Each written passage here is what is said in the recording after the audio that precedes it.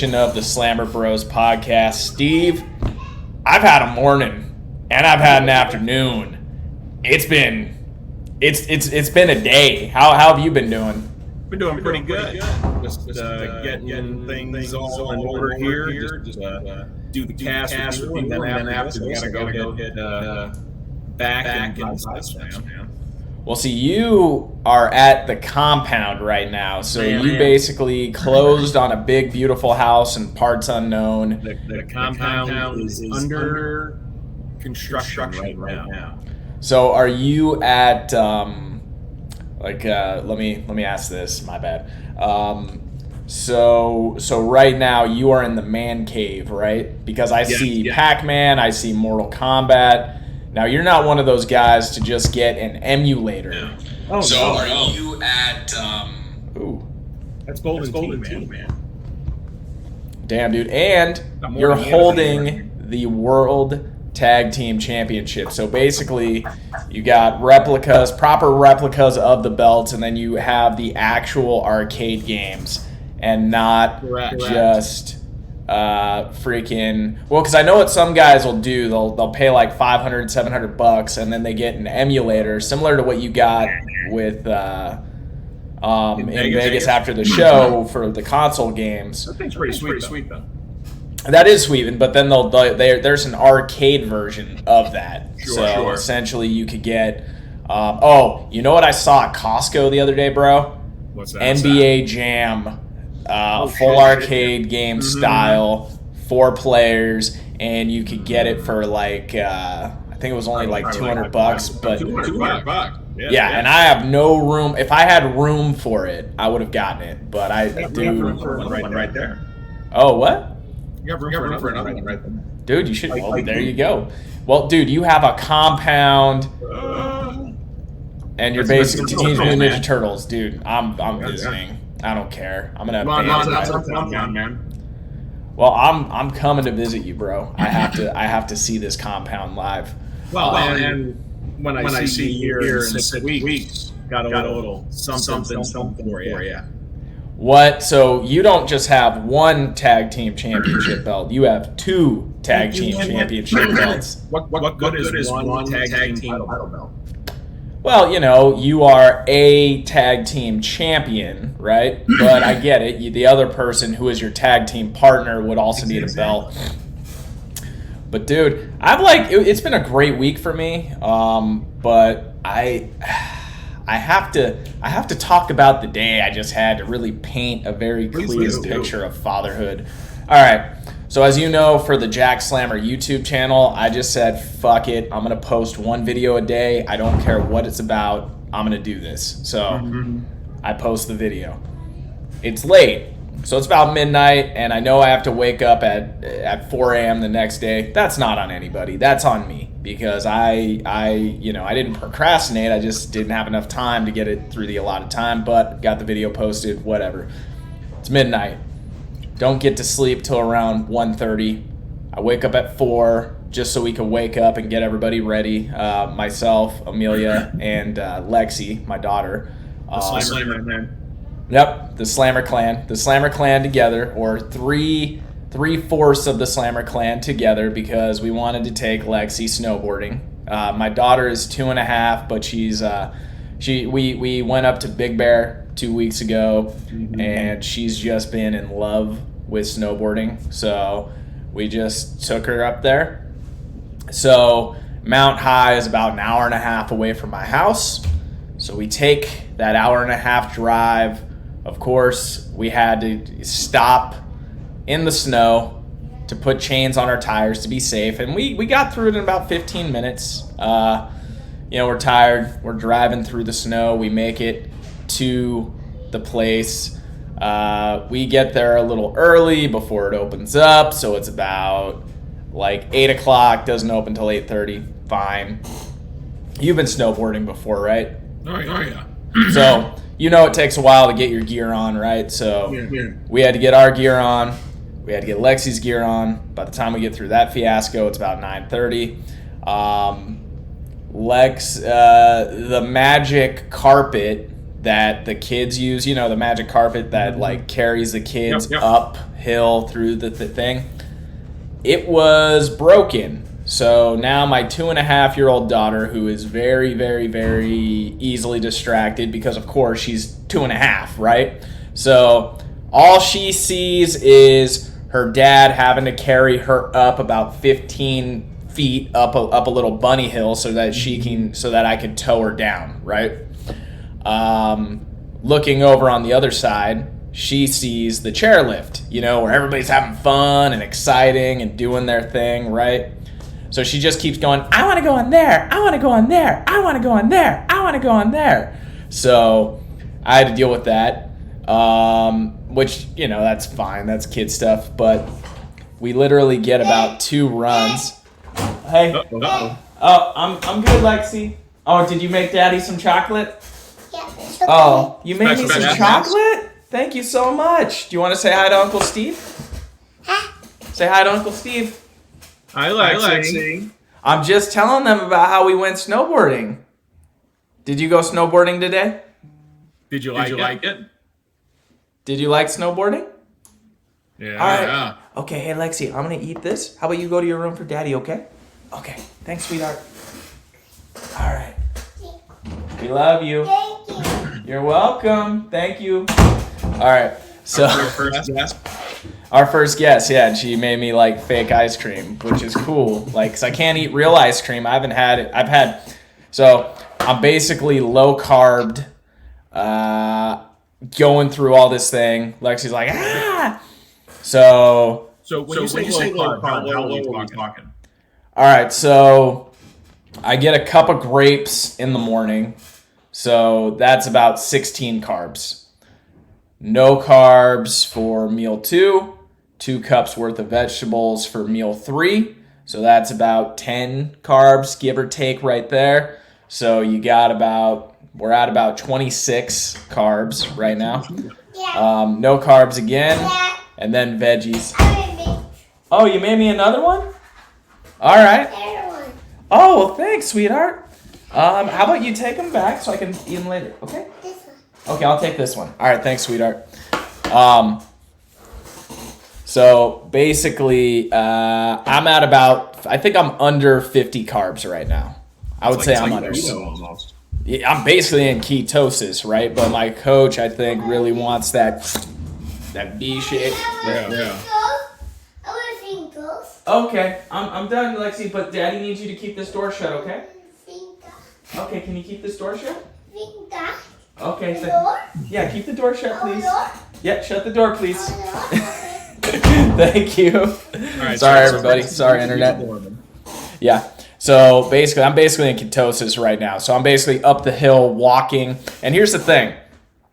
My little girl's getting big. She's going to turn 3, right? But now she's loaded with gear. She's got her snowsuit on, her helmet, her little backpack, her boots on. She's probably about 10 pounds heavier now. So now I've got to walk with her and my snowboard up this hill with no carbs whatsoever. And I have a feeling if we would have just went on the magic carpet ride, she would not have wanted to leave. So we literally get her going for 2 runs up the hill.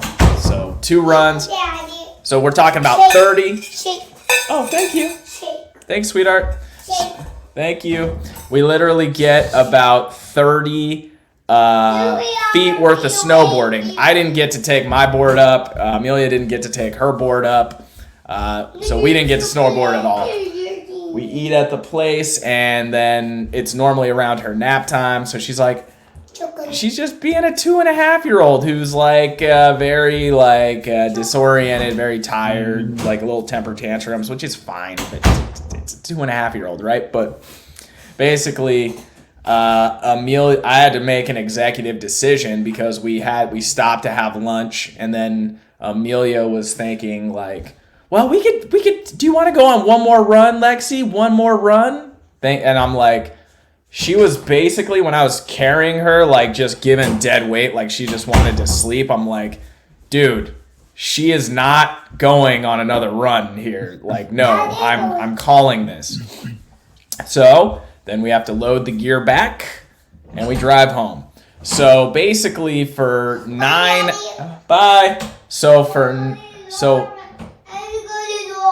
Okay. So for 9 hours of travel time, loading, unloading, we did all that for 30 feet of snowboarding. Outstanding. So that is fatherhood in a nutshell. Do I hate it? No, I loved it. I loved every second of seeing my little girl there. But it was testing my patience being carb free, and then I have to oftentimes like tell myself anytime she's doing little things, I'm like, hey, that's what a happy childhood sounds like. Just calm down, Dad. It's okay. You're just doing a good job. Now she's going to keep walking in here to put toys right behind us. So I'm sorry, folks, if you're looking on. We're just going to have to. No, it's okay. I think she sees all the cool toys behind you, and then she's like, I'm not going to let Uncle Steve upstage my dad, so we got to do this. I am the king of toys. You are the king of toys. No, you don't have toys. You have replicas, sir.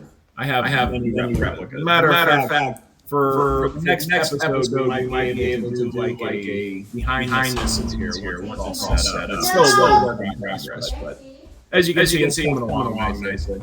Absolutely. So, Steve, how's your week been? Like I said, getting set up in here, trying to continue to cut weight here, and we're a little over 6 weeks out from the show, so just trying to make sure I'm on the trajectory I'm feeling pretty good about, and just getting ready for the new year too. Can you believe tomorrow's New Year's Eve already? Hey Steve, they're saying that you have an echo. I can hear the echo. Okay, so do you think it's me? Maybe I should put some headphones on to get rid of the echo. Hold on, let me take care of that.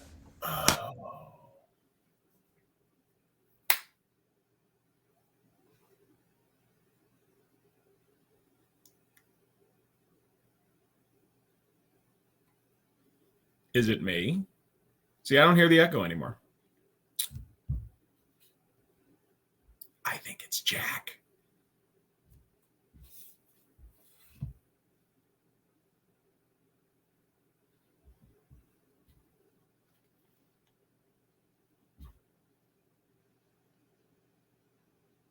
You're muted.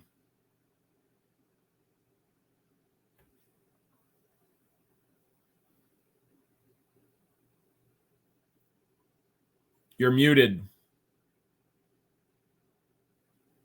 How about now? Can you hear me? I can hear you perfectly right now.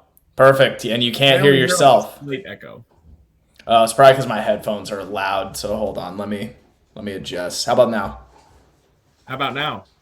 Nope. Now. Okay, good. Yeah. That's good. All right. So, yeah. You're a continuous work in progress here when it comes to the technical aspect of this. Dude, that is exactly what it is. And then basically, normally I have the WeWork. Lexi, we're doing something. You need to go. Lexi, you need to go, sweetheart, okay? Can you go play in your room? All right, hold on. Thank you. All right, good. Okay, can you be quiet? Then you can sit with Daddy, okay? Hold on. All right. We have our first official guest, okay? Outstanding. Yeah. And she is hamming it up for the camera right now. But no, so you have a compound. Training's been going well. The weight cut, because I gotta drop your carbs soon. Yeah, I mean I gotta drop your carbs, and that's when I gotta be a dick. That's the part I hate. Well, honestly, I mean, I know what you said to me earlier, and for the sake of people that are listening, you said 120, 150, 180, depending on the day. I mean, yesterday I only had like 90. Like I'm not trying to do that. It just so happened to fall that way. Today I'm at about 100. So I'm going to have probably like a, cup of Cheerios or something, just something to just give me a little bump before I head out to lift. But yeah. Well, the thing is, like, you always do things properly. Like, you're around where I want you to go. The issue that I have with, or I've had in the past with some clients is, they want to start they want to they want to start 6 weeks out while they're 20 weeks out. So they're like, okay, great.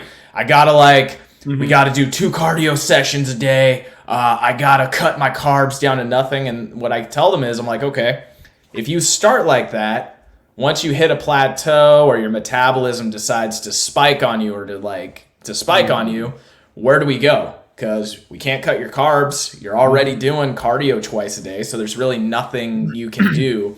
People just don't want to trust the process. They want it now. And it's like, dude, you've done this. This is your second prep, man. It's a process. Like, this is my 3rd step. And granted, there are times I'm like, why aren't my line? Why isn't this showing yet? But by the time you get there, if you peak properly, you're going to look as good as you can possibly look. You just got to trust the process, do the work. And, if your coach tells you you're basically eating 50 carbs a day while upping your activity, well, you got to do it. But, that's a 6-week out thing, though. That's not like hey, I just decided to start getting into shape, so I'm just going to kill myself because I heard this is what Ronnie Coleman used to do when he was prepping for a show, so I'm just going to do that. What? Do you want to put your apron back on? All right. All right, so I have something cool. I can't talk about it fully, but next Friday, I'm actually on January 7th for MPW. I'm actually going to be starting off as a manager in pro wrestling. So the next Bobby the Brain Heenan. You know what, dude? It's I'm actually more of an outside enforcer. So that's all I can say. I mean, I know I've told you a little bit about it offside, but I can't say anything. But we on Tuesday did a practice match where I actually got to be a manager on the outside, and it got a decent response. So I'm actually pretty excited for it, for both like myself and the person and the wrestler who I'm volunteering my services for. So it's gonna be awesome. So no, man, I love it because I'm like, all right, I've only been training for 4 months, 4 or 5 months now, and I'm already at a point where I can at least be trusted to do something as part of a show. So I'm like, cool. That's awesome, man. Yeah, and then for me, I'm like, it's perfect because get to learn part of the aspect, get my feet wet, but it's not like the full pressure of a match just yet, even though I'm sure when I actually start having matches, I actually want them to be good matches because you can only make one first impression. And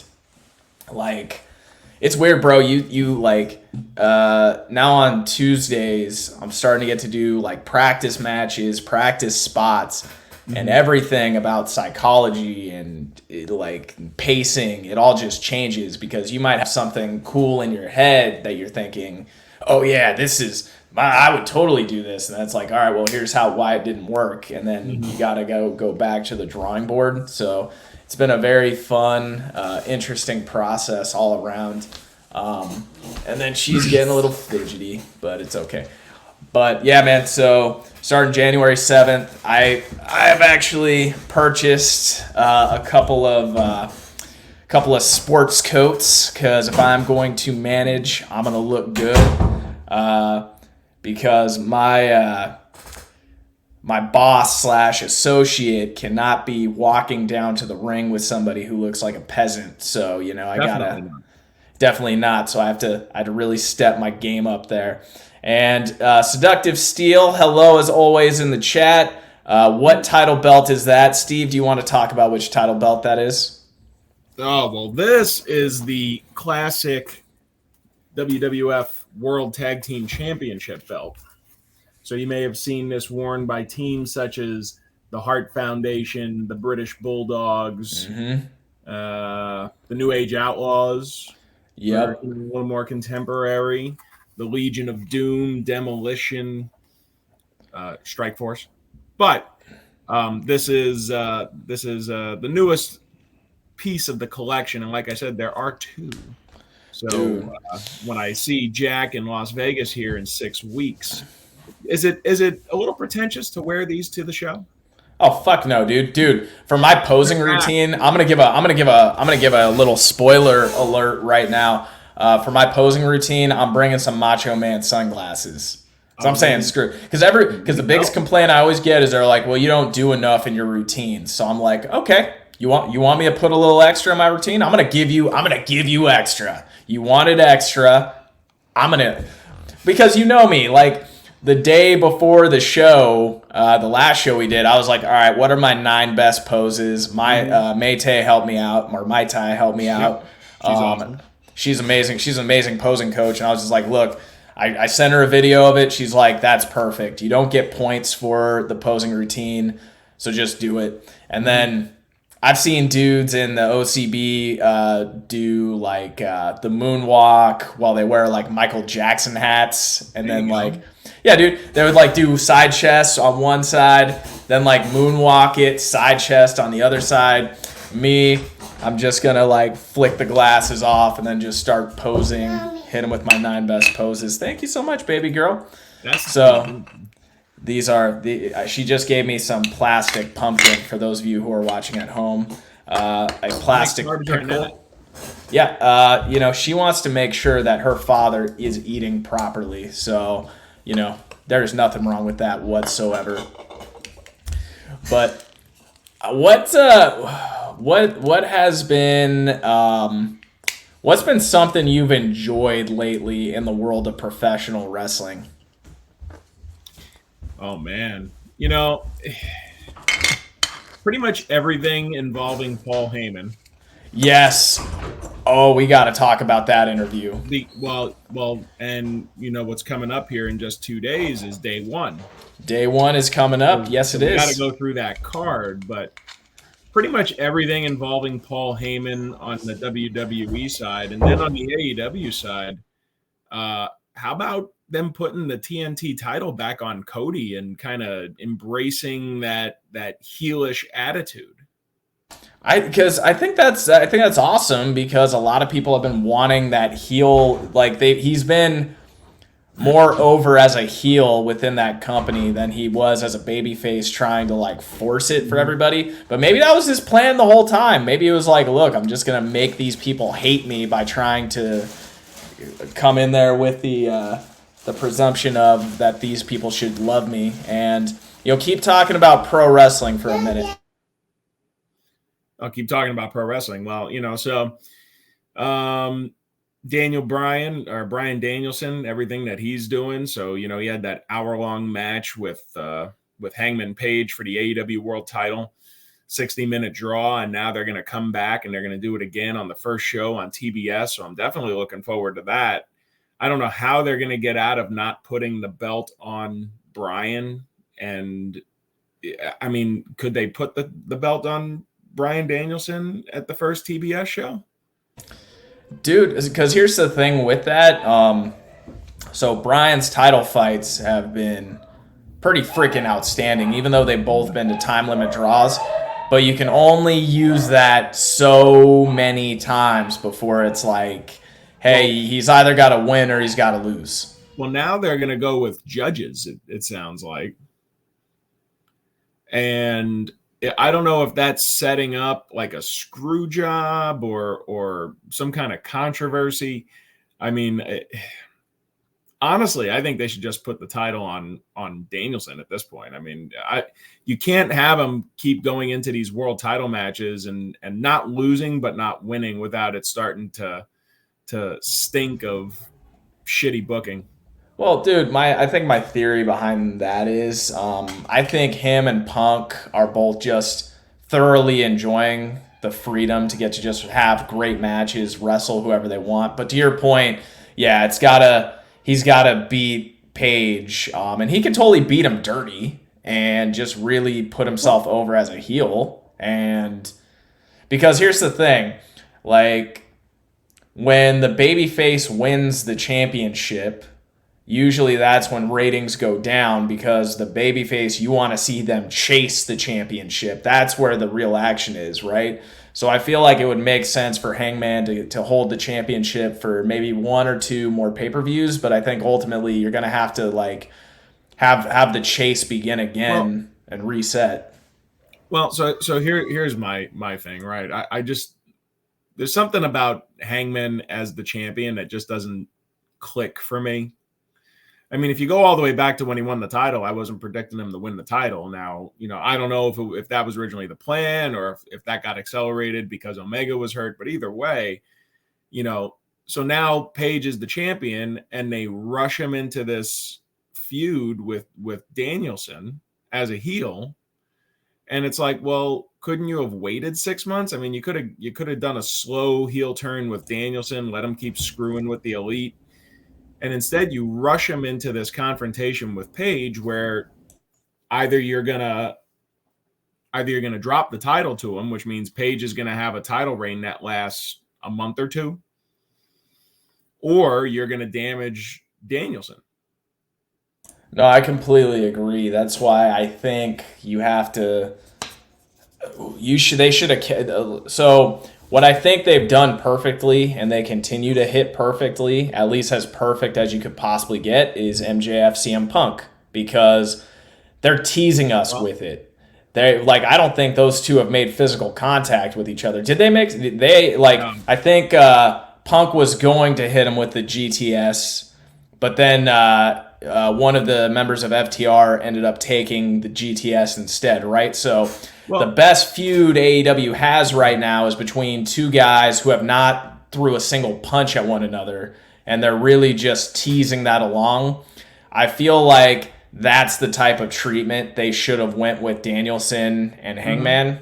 Because look, if you wanted to have him just run through the entire Dark Order, there's like 60 guys there. You could have. You know what they could have done? What would you have done? They could have had Hangman Page make him do 5 labors. And one of them could have been I'm sure Nick Gage could use the money. What? Oh, you want to see him do a death match with Nick Gage on national television? Actually, wasn't that one of their highest rated TV shows because everybody was like, "Oh my God, is Jericho gonna get killed?" It might have been, because I think that one actually drew for them. But I also know that I would have thought the first appearance of CM Punk on Dynamite might have been higher. No, that's what I said. I said the highest rated pre CM Punk moment. That's possible. We now have our second guest on the show. Yep, we have Thor. We have Thor. Thor, yes. Thor and Lexi are running around in the back here. Yes, because. All right. But anyways, yeah, I mean, I don't think you could have done 5 labors. I just think what you could have done is just let Hangman win a couple, have a couple of mini feuds with some other guys, let him get a couple of meaningful title defenses, and then if they're lesser competition than Danielson, you could have or Daniels come in and be like, hey man, why are you ducking me? And then you go from there. I feel like they should have let it breathe for at least one pay-per-view cycle and just let the fans enjoy Page as champion. So you hit the nail on the head. They with exceptions. MJF and Punk is an exception. They don't let things breathe. Yeah, and I think there's a Tony Khan quote where he said, he's like, look, I leave the creative up to the wrestlers. I just book the shows. So I think in his mind, he's like, all right, this is the match that 15-year-old Tony Khan would have wanted to see, so these people must want to see it too, right? So but there's a difference between seeing a good match and then seeing a good match with a good build. Yeah. Oh, dude, what I notice is guys who watch a lot of wrestling, a ton of wrestling, and actually study it, they more or less appreciate the character structure and how you act. Because here's the thing, people were saying, Rock Hogan was an awesome spectacle, but it wasn't the best match to ever happen. If you actually break it down piece by piece, the thing was they had such a great build-up and such a great story leading up to it, and they had icon versus icon who can the old lion beat the new lion type of deal, and that kind of stuff. Like, that's why those two were able to just stand for 2 minutes looking side to side and just Hogan saying milk it, because they fucking were able to milk it because people were just so captivated by the match. And then the only thing that they really had to switch up was Rock had to go heel, because Hogan was just so over with that crowd. But yeah, I agree with you. I think that, how would you feel about this? What if Tony Khan, he doesn't hire a writing team of 27 people? What if he just had a booking committee of confidants that he could go to? Well, that would be great, but I don't foresee that happening. Yeah. So instead, you're getting fantasy booking, which is, hey, if I was in charge of booking and I all of a sudden brought Danielson into the company, I would have put him in a world title match immediately. Yeah. But there's a reason why I'm sitting here in a glorified arcade and not running a wrestling company. Okay. Yeah, no, I completely agree with that sentiment. What I just really hope, because I think he listens to certain guys within that company, which is why Punk has been able to just be like, hey man, let's let this breathe. And I feel like if you're one of those guys who has a plan and you approach Tony with like, hey, listen, I know you want me to fight MJF, but I want to fight MJF and draw you a ton of freaking money. So here's what we're going to do. We're going to tease people with it for 3 or 4 months. And my hope is, because MJF and CM Punk are going to stick the landing. That's almost guaranteed. Guaranteed, because if they control the creative, perfect. And we'll go more into that later. If they really stick this landing, I think it's going to draw a bunch of like, oh, that's it type of moment. Because look, dude, Tony Khan's a billionaire. Like, he's not stupid. If he sees something work and make a ton of money, he's gonna gravitate towards that. Just 1 second. Keep talking some thoughts. All right, buddy. I'm sorry. You're good. So, so with respect to MJF and Punk, I think what it all boils down to is at the end of the day, who's going over first? And I think that if you're doing it the right way, I think that MJF should get a tainted win over Punk. So now he's got something that he can brag about, he can run his mouth about, which is exactly what you want the MJF character to do. You have CM Punk, who was not necessarily damaged by losing dirty to MJF, and you give a reason for a rematch. Yeah. All right. I had to call in the big analysis, guns. Sir. Huh? Yeah. Well, no, I think if they play this properly, you got, to your point, you could do MJF 1, MJF Punk 1, MJF Punk 2, leave the rubber match just open and then keep those two apart and then have them slowly, organically come back. Like, I'd rather as a fan be left wanting more than to see what happens at the other company when they bring in something that actually draws me back in and then they just beat it into the ground. And then once it's dead, they keep beating it into the ground. And then it's like, okay, well, now that we beat it into the ground, let's recycle it 4 or 5 different times. Because since we've hired 27 Ivy League writers, we still can't come up with or push through a single creative idea for anybody not named Roman Reigns. Well, and that's because I think that the genius that is Paul Heyman is personally handling everything surrounding Mr. Reigns. Oh, you said a key word there. Well, you said personal. I love. This may be a bad segue, but I love that sit down interview that he did recently, where he's all like, publicly, I was publicly humiliated, and then he just keeps on really driving the head to publicly. He's like, I think Roman Reigns is the single greatest Universal Champion of all time. He just needs to be protected from Brock Lesnar. I was like, okay, this is going to spin something up. But what do you think is the end game here? Because, dude, they're selling shirts like crazy. The tribe is the hottest thing in professional wrestling. I doubt seeing those sales numbers, they throw it away. Part of me thinks it's a Paul Heyman double cross on Lesnar waiting to happen. What do you think is going to happen? Yeah, I don't foresee Reigns' reign. Yeah. Redundancy. I don't foresee that ending to Brock Lesnar, especially not at day one. And we'll get to the day one card and predictions and all that stuff. But yeah. the problem is that you might get enough. Like maybe you come up with a reason that they need to have one more rematch at the Royal Rumble. Yeah. Maybe. But who's Reigns taking on at WrestleMania? That's the problem. Here's a lot of people are saying Rock, but I just don't see it. So I don't see it. I would see it if it was a situation where Reigns was not over and they're like, all right, this would be the one thing that could possibly do it. But he doesn't need it. Like, he doesn't need a win against Rock. He's the biggest wrestler in the world right now. Well, let's just play a hypothetical. Let's say Reigns has a garbage victory over Lesnar at day one. They have to have another match at the Royal Rumble.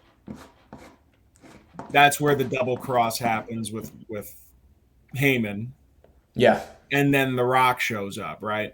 Yeah. And The Rock challenges him for WrestleMania. So now you get to WrestleMania. You going to put the title on The Rock? No. So he's not going to lose to The Rock. So now he's going to beat The Rock. Okay. So he beats The Rock. Well, now what? Well, now through you're the only two high-profile matches you have left, and you haven't built anyone else up properly. And we've been through this conversation repeatedly on this show. We have. Oh, this is we beat this horse to death, but there is not. Well, yeah, you are correct. Who are they building?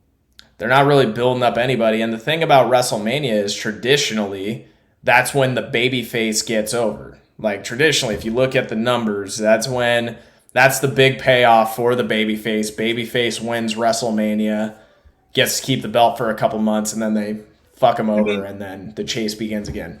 I mean, if you and I don't think The Rock's coming. I think The Rock is still a year away. But so if you take The Rock off the table, you're burning through Lesnar now. Who's he even going to take on? That would be credible at WrestleMania. How's Mcintyre been lately? Like, what have they been booking him better? McIntyre to me feels like been there, done that. Yeah, but the thing is, he is a physical being. Sure. That's why he is main event.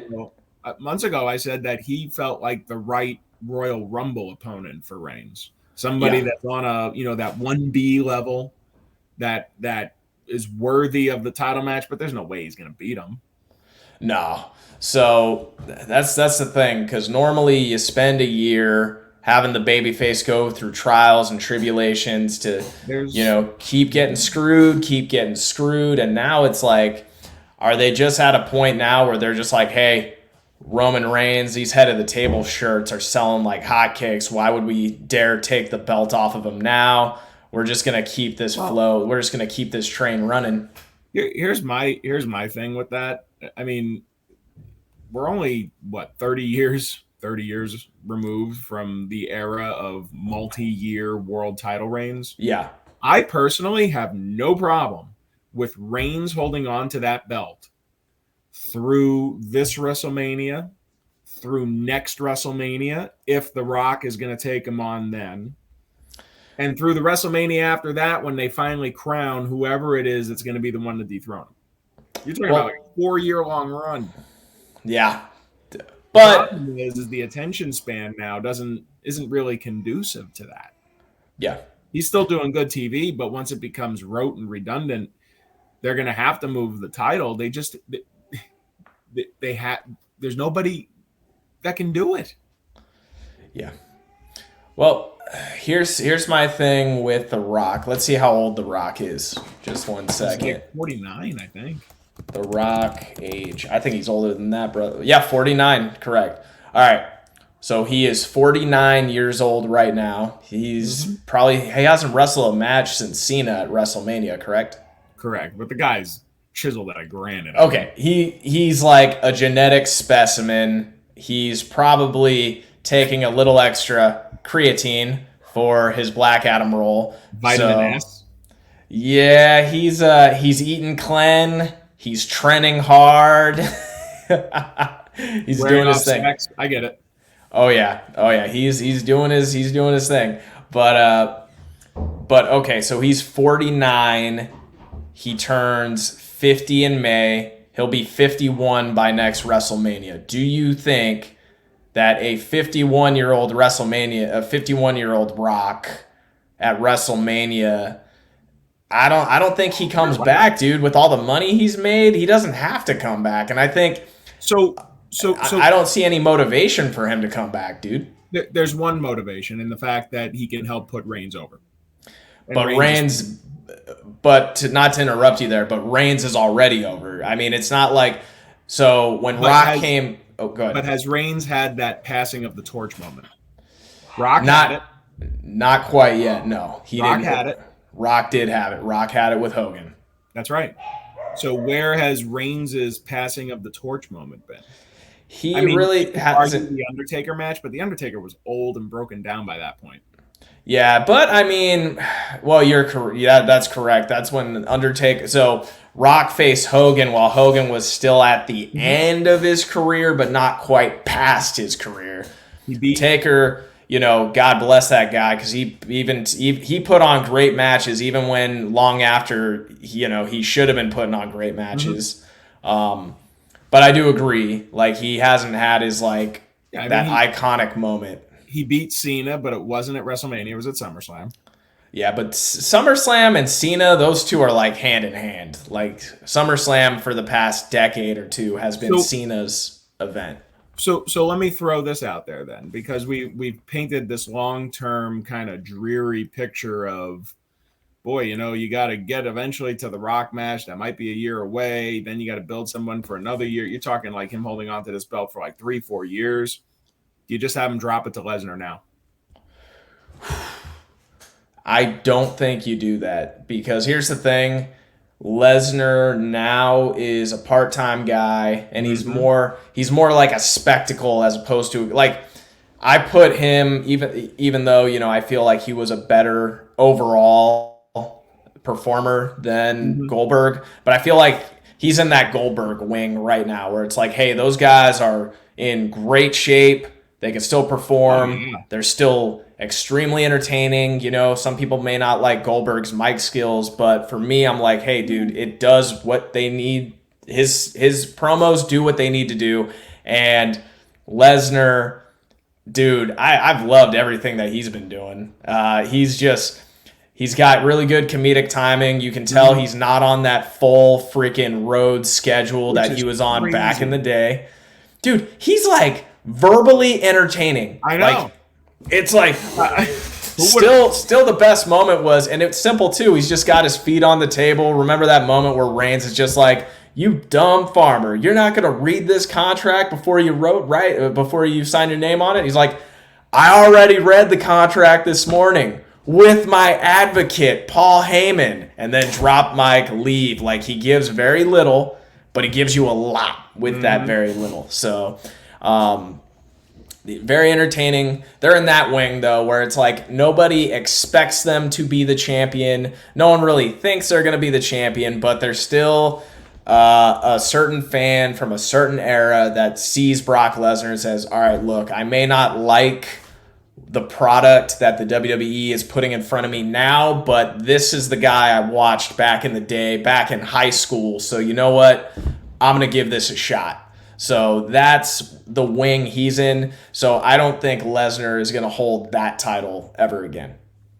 Yeah, I don't honestly think that either. We might as well just get into predictions, but I don't think that. But I was thinking, in terms of who could credibly take the title from Reigns and looking, okay, once he gets through Lesnar, there's really nobody who can credibly take the belt from him short of, I don't know, Randy Orton wins the Rumble. I mean, I can see Orton. Orton's a good threat. The guy's an amazing worker. It'll be a great match, and he's a main event guy. I actually wouldn't mind seeing Reigns versus Orton at WrestleMania. I think that would actually be pretty good, and that's actually something that feels WrestleMania worthy. It does, yeah, because both those guys are marquee. And I think so. So here's the thing, right? So we got to get through day one, and then we're going to get to the Royal Rumble. The Royal Rumble feels wide open for me. I think as soon as the Royal Rumble's over, we're going to have a lot of clarity on which way we're going. Yeah, I concur with that. 100%. And for the first time in a long time, I have no idea who's going to win the Rumble. I have no idea either. You know what, dude? I think because people still like him, I think the Finn Balor rematch, you can somehow bring that back because it was. Hear me out. Because yes, Reigns did beat him, but it was under some crazy ass freaking circumstances. So there you go. You have an in there, and Balor is over. Like, people love that guy. So and you know that I was ranting and raving about that one a few months ago, and here's my attitude towards that. They fucked it up. They did, but you can fix it. Like, here's the thing about. They didn't need to have him beat the Demon. Dude, that's I think with the Demon they should have had it as a triple threat and let another guy take the pin. They could have just brought him back out as Balor. Yeah. Do the same kind of ending where he goes up for the coup de grace, the rope breaks, he hurts his knee, spear, blah blah blah, right? And then you can have him come back, win the Rumble, and then when Reigns is just like, oh man, I beat you, then you can have him, oh, but you haven't beat the Demon. But they fucked it up. Like honestly, Balor winning the Rumble doesn't really excite me all that much now. You know what? For me, it kind of does because they left that one in there, and then also, man, as a fan of wrestling for the past 25 years, they've stuck the landing.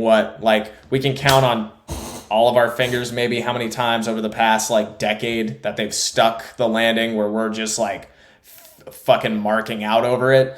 So yeah, it would be imperfect, but I feel like if Finn Balor and Roman Reigns are just too good, and with Paul Heyman still in the periphery, I think they could fix it. Well, I admire your optimism, sir. I'm hoping that we get an entertaining day one. I'm hoping that and the Royal Rumble is my favorite pay-per-view match of the year. Bro, I love Royal Rumbles because those are, until I am a competent enough worker, those are going to be the types of matches I'm in terms of wrestling. So that's all I watch. I watch Battle Royales, I watch Royal Rumbles, and then I've been watching the really good managers back in the day. How would they interfere? How would they mess with referees and things of that nature to pull from?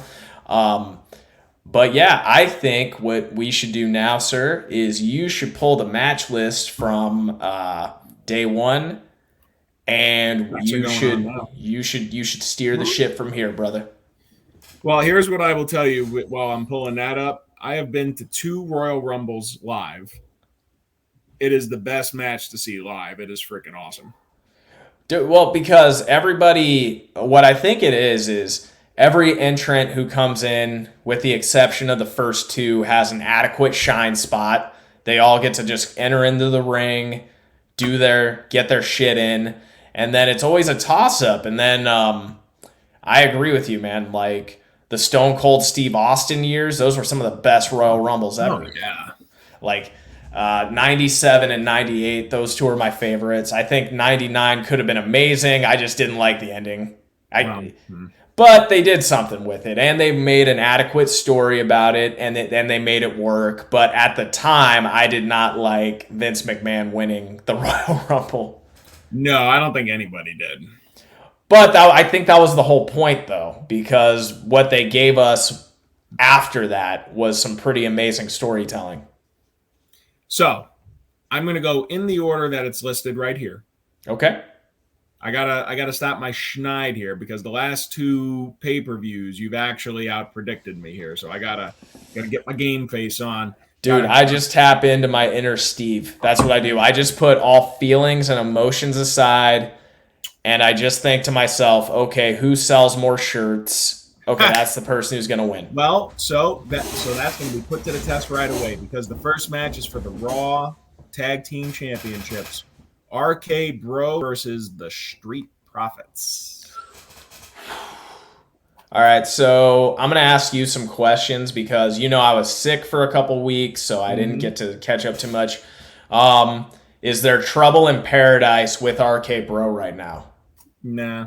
No rifts, but are the Street Profits pretty hot? Are they consistently winning every week? Yeah. Who are they beating? Are they beating like top level tag teams? Yeah, I mean they had to win like a little turmoil tag team deal to get the title match. Yeah, that's true. Here's what I'll say. I'll say it'll be a great match. Street Profits will not get buried, but I think it's going to be a decisive win for RK Bro. RK Bro is just so hot right now. I know I could foresee them losing the titles at something like the Royal Rumble. I just can't see them losing it on a novelty pay-per-view. So I'm going to have to go with RK Bro. So I'm going to go with the Street Profits. Really? And here's why. I mean, so if I go by your logic, the RK Bro is probably selling way more shirts than Street Profits are.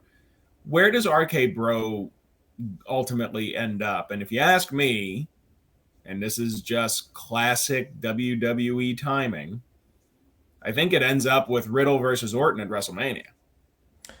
That would make sense. And I think it would be a freaking awesome match too. So if that's the case, they can start that right now with some kind of Riddle cost them the match kind of mess up with the Street Profits taking the titles.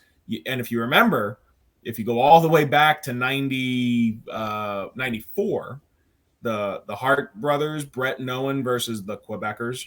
Yep. So the Quebecers lost this belt, the World Tag Team titles, to Marty Jannetty and the 1-2-3 Kid on Raw. Then the Jannetty and the Kid lost the titles back to the Quebecers at a house show in Madison Square Garden that I was at in New York City, which then put the Quebecers back in the match against Brett and Owen for the World Tag Team titles at the Royal Rumble, where infamously the match was stopped and then Owen kicked Brett's knee, which led into the Brett versus Owen match at WrestleMania. So why did I say all that? Because smells familiar. Are you going to get if they're going to lose the titles, Riddle costs them the match in some fluky way. They get a rematch at the Rumble. They lose again, and then Orton turns on Riddle, or Riddle turns on Orton. I think Riddle turning on Orton. Orton turning on Riddle makes more sense. Yeah. Which then sets up the WrestleMania match. So with that said, that's my logic. I'm gonna go with the Street Profits. So you are making a long-term gamble here. You're making because all right. So for you to be if you are correct, then that's the match. RK Riddle versus Orton at WrestleMania, meaning we do not get Orton versus Reigns at WrestleMania. Yeah. So and I like I said, just based on historical WWE booking, it feels plus they're Orton and Riddle are kind of running out of stuff to do. That's true. If you would have said that 10 years ago or 20 years ago, I'd be like, fucking, that's a lock of the night, bro. Like that's a lock. What we know now about WWE, when they have something that's selling shirts, they're going to ride that till the freaking wheels come off. Yeah. So for me, I think since now, like the marketing team of the WWE basically dictates a lot more in that booking than any of us will ever know. That's why I'm going with RK Bro, but I can completely see, and I would actually like what you say, but I think if what you say is going to happen, it's not going to happen day one. It's going to happen in a more meaningful pay-per-view. Well, and that's what I was about to say. So I mean, they could easily retain here and then lose at the Rumble. But the beautiful thing about the network, the Peacock, is that they run shows like every 3 or 4 weeks. Yeah. Specialty pay-per-views. I mean, they could do it at the Rumble. You could start this breakup with them retaining the titles at day one. Maybe they even retain the titles at the Rumble, and then one of them eliminates the other in the Rumble, which that looks good. Right? And then maybe they drop the titles. Maybe they don't. There's somebody in WWE that gets they get their rocks off on the tag team champions facing each other at WrestleMania. Yeah. So, I mean, I'm thinking long term. I'm thinking in terms of what's best for the health of the tag team division. I think they could, move the belts off of RK Bro right now, but it would not shock me at all for Orton and Riddle to retain here.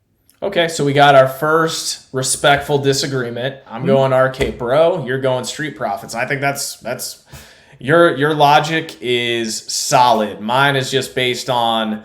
I know that right now that company is all about cutting cost and increasing revenue. So why kill your golden goose at a novelty pay-per-view? So I'm saying I'm going RK Bro. All right. The next match is Drew McIntyre versus Madcap Moss. I'm going to go Drew McIntyre here. Yeah, me too. All day because, well, I'll give some simple logic before writing off this Moss character. If you want Drew McIntyre to be a viable option at WrestleMania, you got to have him fucking start destroying people and reminding people that he's a world beater and that the Claymore is the most deadly weapon the deadliest threat to Roman Reigns is the Claymore, and you got to freaking beat people's heads with it. Like I said months ago during this. That was my exact thought. If you're gonna, there's so few people that could viably challenge Reigns right now. McIntyre's one of them. Not if he loses to Moss. So this one seems like it's pretty in the bag, but not as much as in the bag as the next one. All right, let's go with the next one. What are you thinking? Because for the Raw Women's Championship, you've got Becky Lynch, the man, taking on Liv Morgan. I like Liv Morgan. I like Liv Morgan too. Yeah, no, if the person who's going to beat the man is going to be someone that they're going to try to establish. So I think, it makes no sense whatsoever from a business standpoint, story standpoint, to have Becky Lynch lose, and especially lose at a novelty pay-per-view.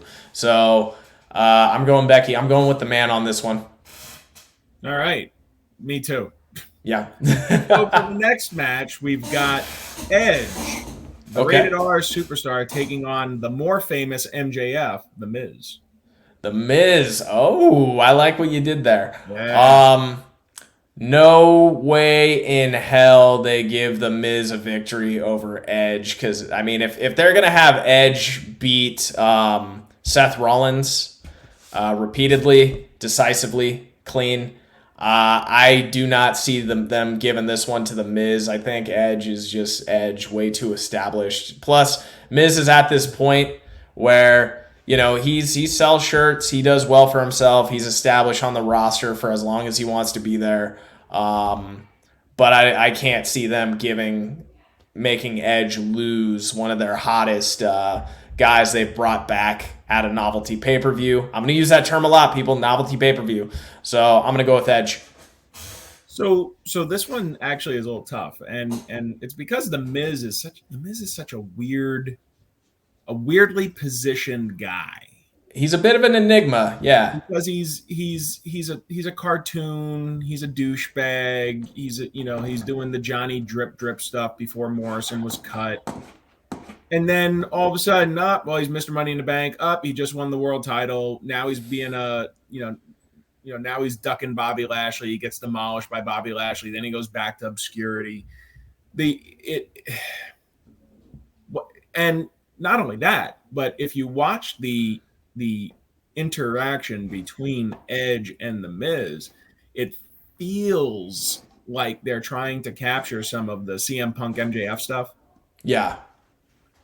So if I think about my logic in terms of what's best for MJF, the best thing for MJF is to have a fluky win over CM Punk in their first match. Yeah. And when I come back over to here, I'm like, okay, well, if Miz loses to Edge here, that's it. They're done. Yeah. In order to continue this, the Miz has to beat Edge in some kind of messed up way. Yeah, that's actually an old school booking philosophy where it's like the feud does not end until the babyface wins, and when the babyface wins, you gotta end the feud. So you do make a good point there. So I'm gonna hedge my bet here a little bit, and what I'm gonna say is that either the Miz is gonna win in some fluky way, or he will end up there'll be some kind of a disqualification that will benefit the Miz. I don't think Edge wins clean here. I think that they're trying to set it up for the need for. I think this has the feel to me of something that's more than just a one-off match. And if Edge goes out there and demolishes it, even if they have a competitive match, they go 15, 20 minutes and he beats him clean, I don't want to see that again. So okay, I'm actually gonna go with the Miz or some type of DQ. Okay.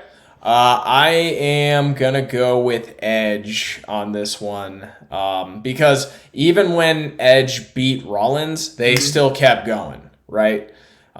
So and here's another one where I'm probably wrong because if you remember, I was picking Rollins to beat Edge at SummerSlam, and I was way off on that one. Yeah. But, I mean, how cool was it to see Edge come out in the Brood? We were live there, come out as the Brood, and it was like, I got to be my most deadliest form I've ever been. And then, boom, came out with that punch. They did a good job. Not to skip subjects here, but they did a pretty good job considering that clearly they weren't allowed to set off pyro in that place. Yes, that is 100% correct. So they had to have makeshift. We'll go into that someday, talk about what we saw there. But I can't talk about Edge at SummerSlam without that entrance coming to mind. So next. Yep, next. The SmackDown World Tag Team Championship with the Usos defending against the New Day of King Woods and Squire Kofi Kingston or whatever he is. If this was at the Royal Rumble, I'd go New Day. If this was at a big pay-per-view, I'd go New Day. But they're the babyface, and I think they want to milk this because I feel like it's been getting some traction. And a feud is over. Feud isn't over until the babyface gives up or the babyface wins. So I'm gonna go Usos on this one. Yeah, I gotta go with the Usos as well. I mean, I could see an argument for putting the titles on Woods and Kingston. You know, Woods just won the King of the Ring. He's kind of doing that thing. But I don't know. The bloodline thing works best, I think, because they're all holding gold. Exactly. And the New Day's won the title so many times. I mean, they're synonymous with that championship. I'm just going to go with the Usos here. I think it's the Usos. I think it's Usos as well. Next, and this match actually just got a whole lot more interesting just based on recent re-signing, but a triple threat match for the WWE World Championship with Big E defending against Bobby Lashley and Mr. Kevin, freshly re-signed, multi-year deal, multi-million-dollar per year, Kevin Owens. All right. Now, with all the AEW rumors going out and the fact that Tony Khan has got some deep pockets, what is the one thing that they could promise Kevin Owens to keep him signing that deal? More money? Well, maybe more money, but also a championship, right? So, true. I mean, hey, I'm just going to say this, and then I'll let you get back to your analysis. But when this match was set, it felt, and he wasn't re-signed, it felt like it was there for Owens to take the pin to protect Lashley and keep the title on E, or to switch the title. But this, with him re-signing, the whole thing is remade now. So I'm interested in thoughts here. Because it's a multi-year deal, which means they believe in this guy. So either he's going to get the Dolph Ziggler treatment where you're just getting paid millions of dollars to be a secondary character, or he could win. But the thing is, Big E is kind of over as a champion. Like, he's over. Like, people love this guy. Sure. I like me Lashley. I felt like, damn, with what they were booking him perfectly until the Goldberg thing. Like, him and Reigns were basically just perfect, like, in terms of their booking at one point. And then with MVP, obviously, as the manager, and then Heyman, they both had great managers. And then you have Kevin Owens. So here's the thing. I don't think they'll put it back on Lashley. I don't think Big E's going to lose it day one unless they've got a big plan for him to, like, get a WrestleMania win, because, you know, that's typically what you have happen at WrestleMania. You have your babyface win. So do you take it off him so that he could have a feud with one of those guys, and then we have something to do until WrestleMania? There's some good points there, because you can make a valid argument that Lashley should have never lost the belt to begin with. Especially with how much they pushed him, right? Like, they were giving him a lot of stuff to do, a lot of big wins, and they were making him a world beater, especially with what they did to Kofi Kingston, right? On the other hand, Kevin Owens could have made the same amount of money at AEW, so there had to have been something to keep him at WWE. And then Big E is over. He's actually a really, really freaking good champion. I stand by that. He sells shirts. He sells merch. He's been there a while. He's kind of a staple in the company, at least until now, up to now, from when he started. Sticking to, I view day one the same way I view Extreme Rules.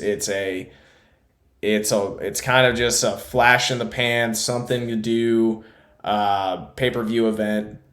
I don't know if you have something huge happen, but then again, we've gone this whole pay-per-view and nothing has switched hands so far. There's been no real drama that's been created. So, well, in your predictions, I have a title switching hands already. You have a title switching hands. I do not. I'm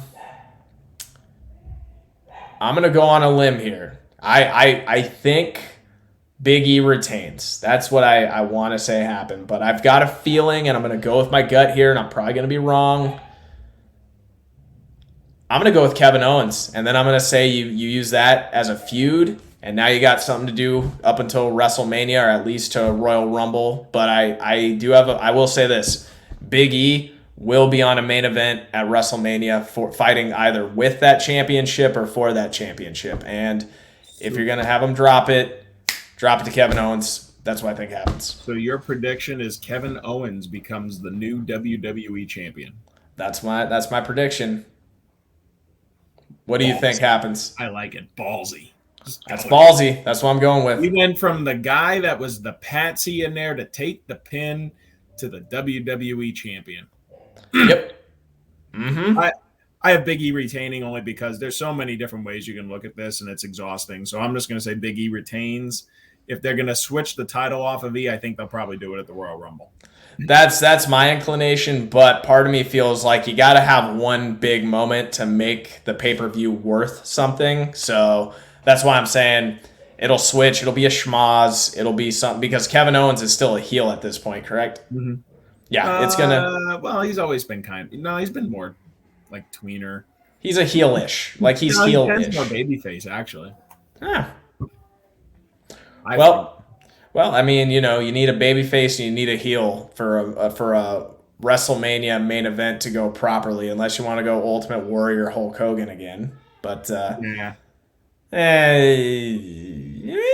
wasn't horrible, except that kick out at 3.1. That's the machine that's missing here is WrestleFest. Yes, that is the machine. Oh, you need to get that. Anyways, all right, what is our next match, sir? The final match of the night for the Universal, and we've already talked about this one, the Universal Championship with Roman Reigns defending against Brock Lesnar. Your pick, sir. Paul Heyman. He's going to sign himself in, and he's going to win the championship. Just kidding. I got Reigns. I think it's not going to be clean, but I think Reigns takes it.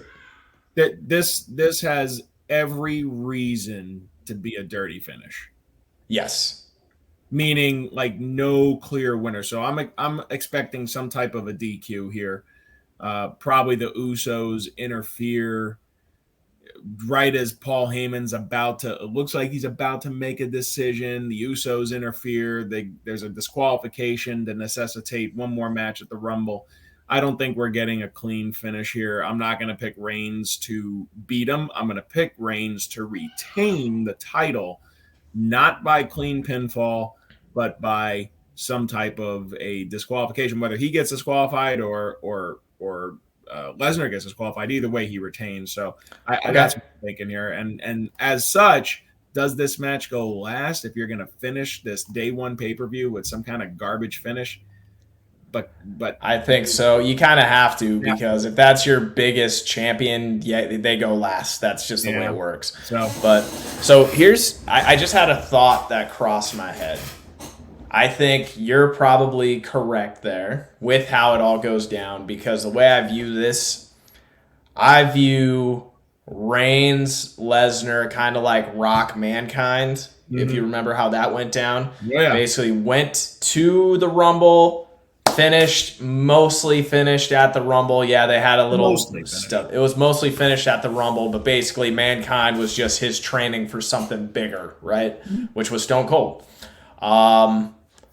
I think that's what Brock Lesnar is in this situation. I feel like whatever happens, it's going to be the conclusion is going to happen at the Royal Rumble. Oh, I agree.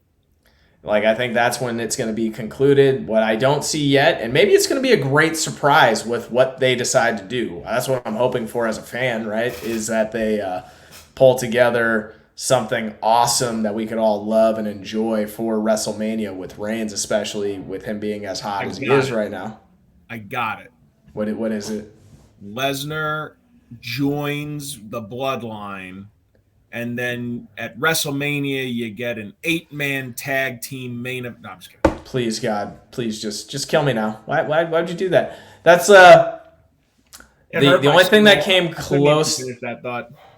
Oh, dude, that was like, remember that fucking fatal 4-way at WrestleMania? It's like, it's WrestleMania, but it's a fatal fucking 4-way as your main event. And even though you had some of the best talent ever, it just didn't fit a WrestleMania, right? The first WrestleMania where a heel ended the night with the title. Yes, it was. And the whole purpose of Triple H was he was the final boss. Like, you're supposed to beat the final boss. But anyways, all right, so to recap, Seductive Seal, 8-man tag, hell yeah. I just don't like tag team matches anymore, and the thing is, I don't like multi-man tag matches that are not Survivor Series matches, which we never get anymore. Exactly. Well, my problem is with tag team wrestling, I'm probably going to end up having to be a part of a tag team when I first start doing matches and stuff. I already am, but when when I have to tag with somebody else not named Steve, right? Yeah. In front of people. Who can take a bump. Yes, exactly. Well, dude, that's probably going to be my job. I'm going to be the fucking heel who gets his ass kicked, who takes the beating so that the other guy can get the shine, right? Or I put on some heat, but... what was I going to say? For me, tag team wrestling, it's always a similar finish, which is why maybe WWE saying that, or NXT saying you could only get one break now, might change things up. But it always has to end somewhat similarly, where the other partner has to be incapacitated, taken out, so he can't block you. One person... You got to get the babyface either hits a clean finish, boom, or it gets a roll up, or the heels cheat and they win. But there hasn't been very much innovation, at least good innovation in the tag team wrestling in a very long time, and I would love to see that. But I'm just not a fan of tag team wrestling. Well, because tag team wrestling has been minimized and poorly booked over the years. I mean. That's Some true. Of my favorite memories from the late 80s and early 90s were tag team wrestling. I remember watching the Crockett Cup they were running it in WCW. I used to love the Crockett Cup, man. That was awesome. And then, just seeing what WWF at the time was doing. I mean, there were some good tag teams over there. The Hart Foundation. Yeah. Oh, dude, that's why I said up until like 20 years ago, right? Because I loved the Hardy Boys. I love Christian and Edge. There were some really good tag teams, but I just Dudley Boys. For what I'm saying is we haven't seen too much in terms of innovation. Like, I'm going to tell you right now, going back to the 90s, man, my favorite, and this is so awful. My favorite matches were the ECW matches between the Eliminators and the Gangstas. God, those were great. Those were fantastic, bro. No, dude, here's the thing. I had this discussion with somebody the other day, and I was like, listen, 15-year-old me loved hardcore wrestling. If you would have put GCW to a 15-year-old Jack Slammer, I would have been like, oh, this is the coolest thing ever. Like, Al Snow was one of my favorite guys growing up because he was a freaking crown prince of hardcore, loved Mankind, loved it, right? Now, as an adult who knows more about CTE, I've had a couple injuries and and we all know that the outcome is predetermined, and we already know these guys are taking. Come on, man. Come on. It's like we all know these things and we suspend our belief, but at the same time, I'm like, dude, you're already taking top rope bumps. You don't need to be freaking taking like freaking, like chairs to the head 57 times, right? So, or things of that nature, or taking freaking light bulbs to the back of your head, or freaking what New Jack used to do to guys. He'd come out with just a random garbage bin full of random stuff. And I remember one time he took a keyboard, like a computer keyboard, he bashed it over some guy's head, and like it wasn't a work either. It was like, dude, I'm gonna tell you, I went to an ECW show back in the day because they were running East Coast. The shit that they were using on each other was freaking real. Like, dude brought a freaking stop sign, and the freaking hit him with the stop sign. It was a legit stop sign. Like, that wasn't a working stop sign. That wasn't like one of those trash can lids that look like they're made out of tinfoil. That was a honest to God freaking stop sign that he got hit with. Exactly. So pans, cheese graters, God, dude, like what they did to each other. And I mean, to their point, I mean, they were a viable third option back when we had options in wrestling, and we're starting to get those back again, thank God. But some of the shit they did, but XPW, bro, XPW was significantly worse than anything ECW ever did. Like, ECW was at least somewhat TV friendly because they had that deal with TNN before they go ahead. But that's the problem, right? So the reason why there's never going to be a true viable third promotion is because if you go back to ECW back in the day, I mean, the allure of ECW was that it was underground and it was gritty, and I loved watching ECW at like 2 a.m. on the MSG network, right? When they went to TNN, it started to get watered down, and at that point their talent was getting poached anyway. And I think that's what you see, whether it's XPW, whether it's GCW, whether it's Ring of Honor. I mean, look at what happened to Ring of Honor. Ring of Honor's gone now, pretty much. Yeah. They're on hiatus. I don't know if they're ever going to be back. Well, here's what I think Ring of Honor, what happens with Ring of Honor.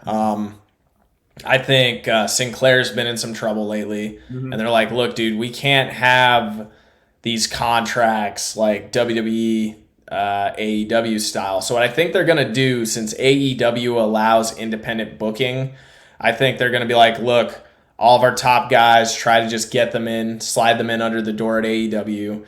You can, so that way they're on Tony Khan's freaking payroll, not on theirs. And then you just pay them one-off booking fees, and then you just run it like a standard just promotion where you just say, hey, I'm doing an event on this day for this pay-per-view, and I think it's going to be pay-per-view only. I don't think it's going to be television. I'm surprised Vince hasn't offered them some money. So, and just use them as a developmental territory? Yeah, just combine them with NXT 2.0 and just leave it as, I mean, I don't know. I know what you're saying. That makes sense. Like, because they have 805 Live as well with WWE. 805? 805 Live, or what do they call it? 205 Live. 205 Live. 205 Live. My The bad. division. 805. There's a bunch of Yokozunas in there. Oh yeah, the 205 Live. Yeah, they have that going for them. Actually, speaking of 205, you know that they're going to be retiring the Cruiserweight Championship, right? They're actually getting rid of one of their belts, one of their 38 belts. Oh, okay, and it's going to be the one with some of the most entertaining wrestlers. That's the one they get rid of. Well, are they going to get rid of the 20? Who's the 24? They're going to unify it with the NXT North American Championship okay, tomorrow night, I think. So they're going to just start consolidating belts to be like, hey, look. They're just doing it with this because the freaking Cruiserweight titles. It's always been kind of treated like a throwaway belt, even though some great guys have held it. Sure. But yeah, no, that's very interesting. But yeah, them buying Ring of Honor, I could honestly, bro. You got Vince McMahon, who's been in the game for a long time, and it's very clear he's going to be getting out of the game soon. You got Tony Khan, this young up-and-comer. I'm going to make a bold prediction now. I could totally see somebody like a Mark Cuban just go in and buy Ring of Honor or try to invest with something like NWA. Because, look, with Sinclair, it could be as easy as, look, you guys have national TV time, which is invaluable. Yeah. Like, you guys are in all these various markets. We'll buy you out, but for 5 years, you need to keep us on TV. Like, we'll pay for it. We'll handle all the costs, but we need that 5 years, that 5-year TV deal. We'll renegotiate at that 5-year mark, right? Because right now I think pro wrestling's making a very big comeback, or it's made a big comeback, because this is the first time, at least since the TNA days, when Impact was actually on a major cable network. TNA, or it's Impact Wrestling now, because that changes everything. Just change the name, and your horrible reputation will just go away. Or what do they call it? They call it a rebrand.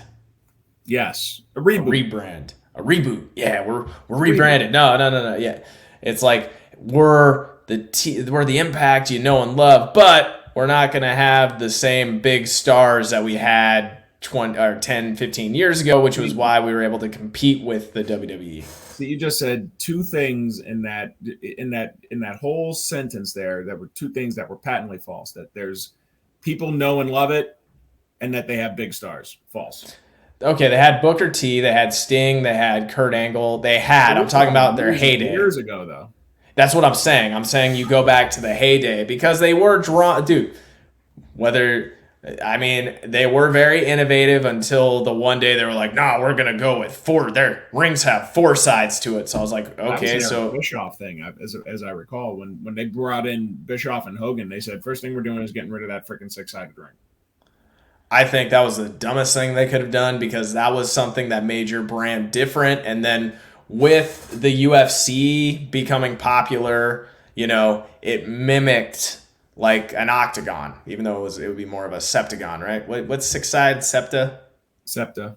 Yeah, septagon. So you had like a septagon ring, which mimicked the octagon. They were both on Spike TV, if I do recall, right? Yeah. So I think that was beautiful innovation, but yeah, I never got a kick out of the 6-sided ring, unfortunately. For me, it was just something different, but everybody has their taste. I would be lying if I said I watched TNA every single week, but when it was on, I would stop and I watched it, and it's not that bad. It wasn't horrible. Oh, Septa is 7. Yeah, it's a hexagon. Hexagon. Hexagon. How did we brick? Yeah, we bricked. I bricked that one, and that's seductive steel backing us up. And I work with freaking hexadecimal freaking values every day for CSS at work, which are 6-sided. So I fucked that up. I fucked that right up. That's seductive steel backing us up. That is seductive steel backing us up, baby. All right, Steve. Well, I am going to go eat my very sad meal, because I have my check-in tomorrow with my coach. Ooh. Do you want to take us home? I think I will. So, hey, 25 episodes and looking forward to some more. We got 6 weeks to go until showtime. We got New Year's Eve tomorrow. Yes, we do. Which means that the day after, the gym is gonna suck balls hardcore. Not my gym. I got the garage set up, baby. I almost invested like several $1,000s into workout gear because I'm like, man, the gym's gonna be freaking horrid for like 2-3 weeks. But hey, I'm in favor of anyone who wants to try and better themselves, and if they want to try and better themselves, they need to get themselves a coach. And I just so happen to know a fantastic coach. How was that for a segue right there? That's beautiful. You want to tell the people about the services that you provide, and you want to take us on? Yes, so I provide 100% online coaching. Everything through the pandemic went virtual, as did I. So if you need help getting into shape and you want to do it the right way, you don't want to be one of those become one of those meme videos where you're dry humping the lat pull down machine because you don't know how to quite properly use it. Gym fail videos, yeah. You don't want to dry hump the lat pull down machine. So what you need to do is you need to hire me. Go to jackslammer.com and hire me for coaching. And then I'm also on TikTok. My goal this year, and I know it's a bold goal, but I'm going to try to make it to 100,000 followers on TikTok. So I'm going to be posting content daily. Follow me on TikTok at @OJackSlammer. And I'm also on the Instagram, Jack_Slammer_fitness. And you can follow Steve on Instagram at Steve_Slammer. Oh, and also, if you go to slammerfitness.com right now, there is a limited edition Slammer Bros t-shirt and hoodie for sale. And Steve, I'm going to be surprising you by sending you one. And I'm going to be ordering one for myself very, very soon. This is great. So I get Slammer Bros merch, and you get this gorgeous World Tag Team title belt that we are going to wear in 6 weeks in Las Vegas. And wearing these things in Las Vegas, we will not look out of place. Oh, not out of place at all. Like, dude, that's going to be the ultimate conversation starter. You realize that, right? Because you and I, when we're like fully cut up and in tank tops, we look like that. Yeah, baby. So, yeah, we're going to be walking around with Tag Team Championship gold around our shoulders and waist. I'm an around the shoulder guy, whatever you like to do. And we'll be rocking some Gains t-shirts, and you got to look up the Gain shirt. This is actually cool. So, basically, it's mimicked after a Sega Genesis box cover from back in the day. We're both video game characters, and we're posing. It's a pretty badass shirt. You need to get it at slammerfitness.com today. Anyways, folks, thank you all so much for tuning in. On the next show, we're going to see who was right and who was wrong on day one. I've got some serious winning I need to do if I want to catch up remotely close to Steve. Or is this like the NFL season and we start 0-0 on January 1st? 0-0 on day one, which is why I did not bring up the record. So we are all square. Damn, I should have played it safe the whole way through. I'm really going to regret Kevin Owens winning. Yes, I am.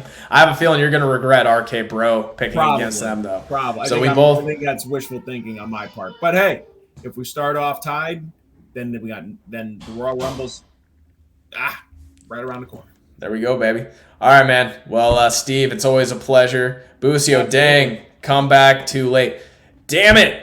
All right, Busio. Busio is in the chat. He is a former MPW tag team champion. Yeah, he's part of the tag team Full Send. This guy is going to be on your fucking TV screens one of these days. I mean, you've seen a few of his matches. He's entertaining. He's like... welcome. For those of you who don't know Busio, if you watch his style, he's like a young 1-2-3 kid with way more athleticism. Very agile dude. That's a good He's a very, very good wrestler. So you guys need to Google him, look him up, follow him on the Instagram. Definitely one of my favorite people I get to train with, but also becoming one of my favorite indie wrestlers. So follow him. All right, Steve, let's go home, buddy. I need to eat 10. Go get some food. Go get your 8 carbs, man. I need to eat 8 of my 50 allotted carbs. All right, buddy. And I need to go hit back and biceps. So I got titties and arms today. See you later, folks. Ah!